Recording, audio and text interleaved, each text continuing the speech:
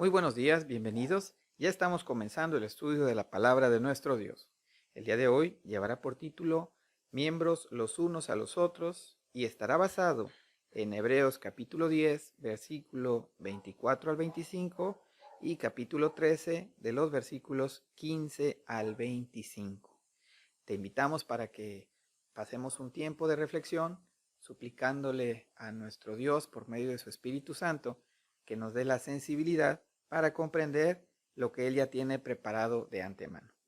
Que Dios bendiga a toda su creación, que sane nuestra tierra y que sea con aquellas personas que están pasando por algún tipo de tribulación, por aquellos que están teniendo alguna dificultad de cualquier tipo y que a nosotros nos permita en tiempos de paz y en tiempos de agobio no perder jamás de vista a esta salvación tan grande que es a través de nuestro Señor Jesucristo. Quédate con nosotros, ya estamos comenzando. Hebreos 13 del 5 al 25. Manténganse libres del amor al dinero y conténtense con lo que tienen, porque Dios ha dicho, nunca te dejaré, jamás te abandonaré.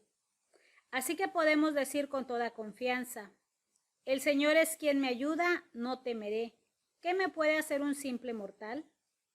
Acuérdense de sus dirigentes que les comunicaron la palabra de Dios. Consideren cuál fue el resultado de su estilo de vida e imiten su fe. Jesucristo es el mismo ayer, hoy y por los siglos. No se dejen llevar por ninguna clase de enseñanzas extrañas.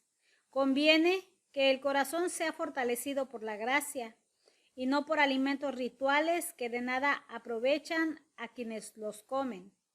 Nosotros tenemos un altar del cual no tienen derecho a comer los que ofician en el tabernáculo, porque el sumo sacerdote introduce la sangre de los animales en el lugar santísimo como sacrificio por el pecado, pero los cuerpos de esos animales se queman fuera del campamento. Por eso también Jesús, para santificar al pueblo mediante su propia sangre, sufrió fuera de la puerta de la ciudad. Por lo tanto, salgamos a su encuentro fuera del campamento, llevando la deshonra que él llevó. Pues aquí no tenemos una ciudad permanente, sino que buscamos la ciudad venidera. Así que ofrezcamos continuamente a Dios, por medio de Jesucristo, un sacrificio de alabanza, es decir, el fruto de los labios que confiesan su nombre. No se olviden de hacer el bien y de compartir con otros lo que tienen, porque esos son los sacrificios que agradan a Dios. Obedezcan a sus dirigentes y sométanse a ellos, pues cuidan de ustedes como quienes tienen que rendir cuentas.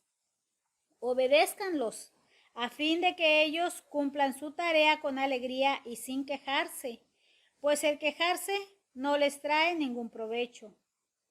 Oren por nosotros, porque estamos seguros de tener la conciencia tranquila y queremos portarnos honradamente en todo. Les ruego encarecidamente que oren para que en cuanto antes se me permita estar de nuevo con ustedes.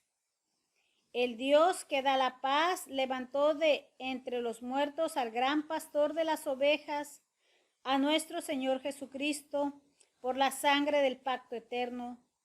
Que Él los capacite en todo lo bueno para hacer su voluntad, y que por medio de Jesucristo Dios cumpla en nosotros lo que le agrada. A Él sea la gloria por los siglos de los siglos. Amén. Hermanos, les ruego que reciban bien estas palabras de exhortación, ya que les he escrito brevemente. Quiero que sepan que nuestro hermano Timoteo ha sido puesto en libertad. Si llega pronto, iré con él a verlos. Saluden a todos sus dirigentes y a todos los santos. Los de Italia les mandan saludos. Que la gracia sea con todos ustedes. Amén. Y vamos al punto número 1, que es denominado la necesidad de los pastores. Bueno, y estará basado en Hebreos 13, versículo 17. Y precisamente hay una versión donde menciona acerca, obedezcan a sus dirigentes y sométanse a ellos. O incluso en otras versiones dice, obedezcan a sus pastores. ¿De qué se trata la figura del pastor? Para efectos de este estudio vamos a hacer esta analogía que realmente es un ejercicio, yo diría hasta didáctico de parte de nuestro Dios, al mencionar que la figura del pastor. Algunas situaciones básicas de la labor de un pastor, bueno, o características de un pastor es que él está al pendiente de un conjunto de ovejas. Clásicamente así se podría entender. Además de esto es que el pastor, terrenalmente hablando, un pastor común y corriente, normalmente no es el dueño de ese rebaño, sino que administra, ayuda, protege, dirige, cuida a las ovejas que no son suyas. Entonces, entenderíamos por un pastor es alguien que está al cuidado de ovejas, pero que no son suyas.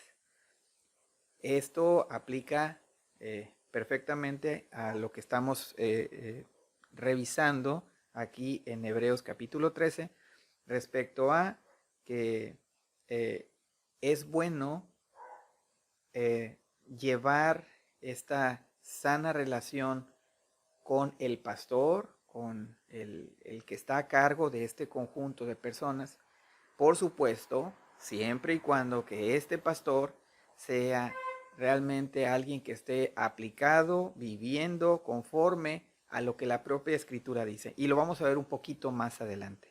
Entonces, el pastor es una figura necesaria en este ejercicio, ejemplificando para que el pueblo tenga pequeños rebaños que estén siendo, ahora sí, vale totalmente la expresión, pastoreados o llevados, cuidados, protegidos, dirigidos por alguien que no es propiamente el dueño. Esa es la figura del pastor. Ahora volteemos, por favor, a ver quién es el buen pastor. El buen pastor su vida da por las ovejas, en este caso volteando a ver a nuestro amado Señor Jesucristo, quien siendo Él el Señor, siendo Él nuestro Rey, nuestro Redentor, Él asume la postura de un pastor, pero de este pastor que da su vida para rescatar a todo este conjunto de personas que hoy nosotros le reconocemos a Él como nuestro Señor y Salvador.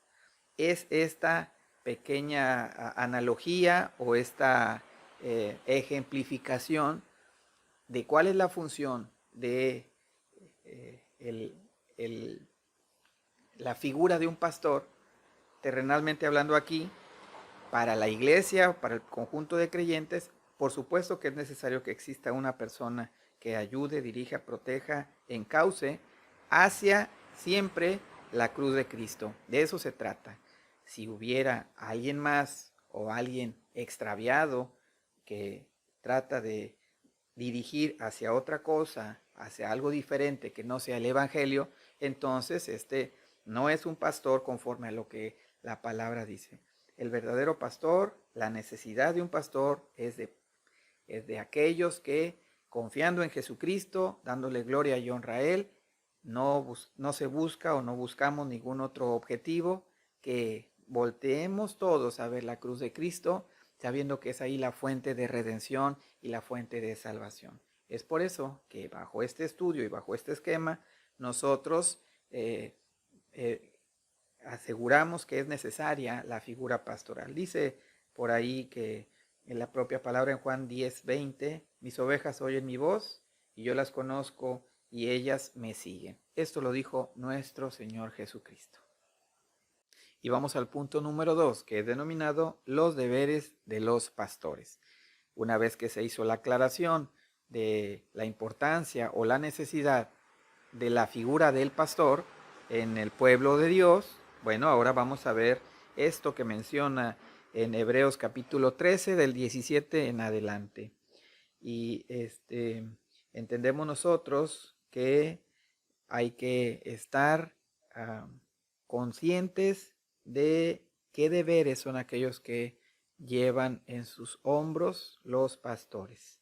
Bueno, y en primer lugar, en el versículo por ahí del versículo 7 de lo que estamos hablando, menciona y dice, acuérdense de sus pastores que les comunicaron la palabra de Dios.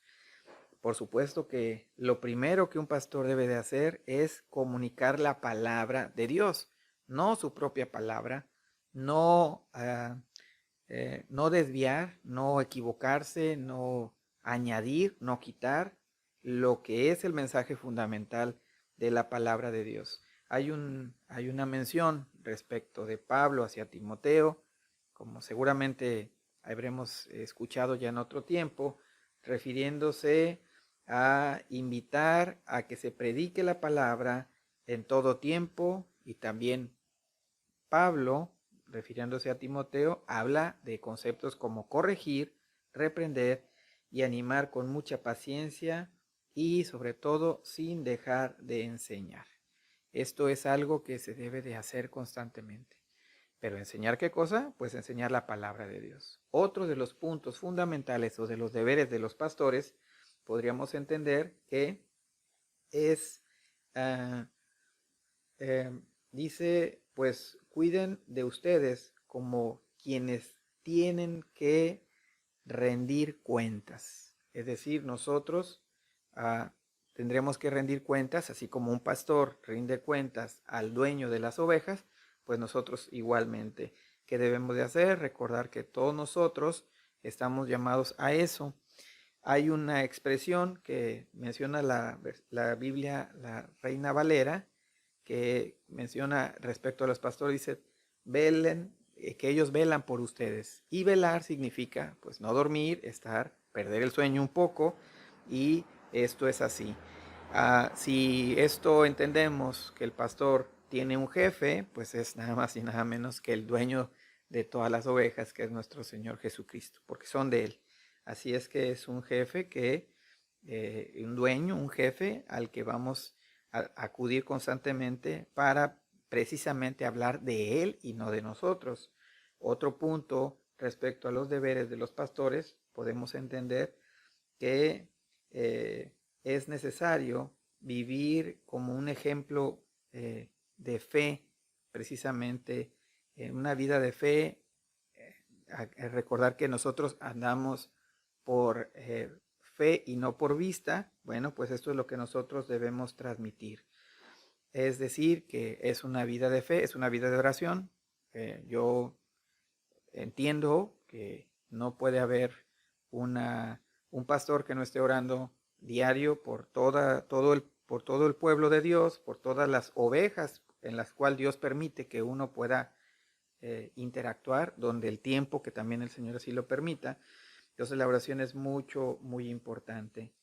Y hay que tener mucho cuidado respecto, pues sí, a la conducta y a lo que uno pudiera transmitir o enseñar, entendiendo que en todo esto lo que buscamos es como un pequeño resumen, que los pastores deben de predicar y enseñar la palabra, administrar los sacramentos, el bautismo y la Santa Cena, dar consejería bíblica, no personal, sino bíblica, por supuesto, orar por la iglesia y con la iglesia procurar capacitar a los miembros para que cumplan también su propio ministerio y llevar un orden, un control con la iglesia, apoyado en el esquema bíblico que habla acerca de ancianos, para procurar sobre todo vivir en la armonía que viene de parte de Dios y vivir en paz y disfrutar, porque ese también es algo que yo añadiría, es disfrutarlo porque nos abandonamos a nuestras fuerzas y nos abrazamos dentro del poder de nuestro Señor Jesucristo. Y estamos llegando al punto número 3, que es denominado miembros los unos a los otros. Y está basado en Hebreos capítulo 13, versículos del 20 hasta el 25. Y dice esta, que es una hermosa bendición que hemos escuchado seguramente en muchas iglesias, y dice de la siguiente manera: y el Dios de paz, que resucitó de los muertos a nuestro Señor Jesucristo, el gran pastor de las ovejas, por la sangre del pacto eterno, os haga aptos en toda buena obra, para que hagáis su voluntad, haciendo Él en vosotros lo que es agradable delante de Él por Jesucristo, al cual sea la gloria por los siglos de los siglos. Amén. Este es un versículo muy, muy hermoso. Se debe de revisar y disfrutar despacito. Entendemos nosotros que el propósito o la expresión de los somos miembros unos de los otros habla acerca de que precisamente todo es para gloria de Dios. Nosotros lo hacemos para gloria de Dios. ¿Por qué razón? Porque nosotros no tenemos ningún tipo de gloria en esto, porque nosotros no ganamos absolutamente nada por nuestros actos, sino que todo es por gracia, por medio de la fe en Jesucristo. De eso está hablando.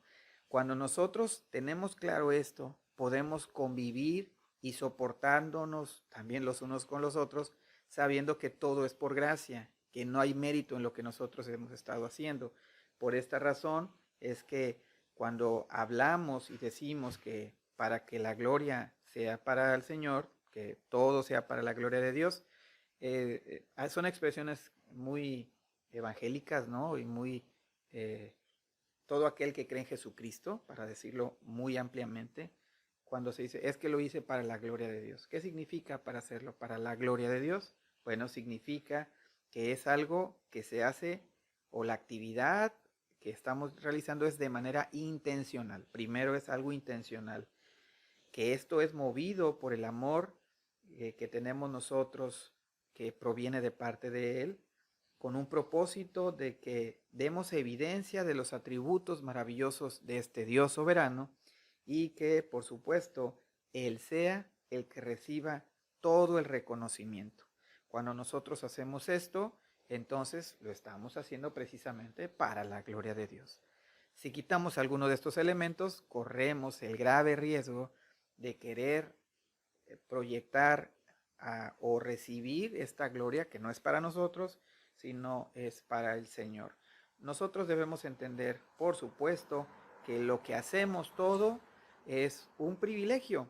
Es un privilegio porque que seamos miembros los unos de los otros, es también porque formamos parte de un esquema que ya fue preparado por Dios desde antes de la fundación del mundo, y todo está bajo un perfecto plan soberano, eterno, de poder y de misericordia, donde a través del sacrificio de Cristo Jesús en la cruz del Calvario somos rescatados, somos estas ovejas que estaban extraviadas, somos rescatadas por el gran pastor de las ovejas, y somos llevados ahora a un estatus en el cual, por supuesto, como lo vimos en los domingos anteriores, nos dirigimos, avanzamos la vida que debemos llevar en Jesucristo, en donde hoy podemos también entender que somos parte y somos un complemento perfecto en armonía cuando es Jesucristo el centro de la relación de un grupo de personas que han creído precisamente en la salvación en Jesucristo. Cuando nos extraviamos y volteamos a ver otras cosas que no sea la salvación a través de la fe en Jesucristo, empiezan los conflictos, ya que a mí no me pareció lo que dijo la otra persona, o yo en mi criterio debió ser de este color, y son cosas en las que nos extraviamos. Nos perdemos con facilidad si no tenemos bien puesto el fundamento que es Jesucristo, y somos miembros los unos de los otros. Hay una porción en la Escritura donde menciona que no se debe dejar uno de congregar, como algunos tienen por costumbre.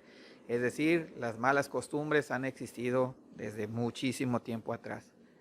Y a pesar de ello, hay un exhorto amoroso de que al ser miembros los unos de los otros, no lo hacemos solamente por una cuestión netamente fraternal, aunque sí hay parte de ello, sino es un ejercicio primeramente espiritual. ¿Por qué? Porque en fe hemos creído, en fe hemos confiado y en fe avanzamos. Y en la fe que tenemos en este Dios amoroso, Él nos dice que hagamos vida en conjunto. Ya lo dijimos domingos anteriores. porque el Señor Jesucristo ora por ti y por mí, por nombre, por tu nombre y por el mío, para que no nos separemos, para que seamos uno, así como Jesucristo y el Padre son uno y el mundo crea. Ese es el llamado que tenemos. Descansemos en esta salvación tan grande. Éxito, bendiciones, todo tipo de bienes para ti, de beneficios, pero nada se puede comparar a esto que es el conocimiento de la salvación eterna a través de la sangre redentora de nuestro Señor Jesucristo. Y cuando veamos a otra persona, a otro que ha recibido a Jesucristo como su Salvador, ver lo importante, valiente, importante, valioso, porque Él también recibe el perdón igual que nosotros. No merecemos nada, pero en Jesucristo lo tenemos todo. Que la bendición de Dios, que es la que enriquece y no añade tristeza con ella, sea sobre ti y sobre tu familia. Que Dios te bendiga.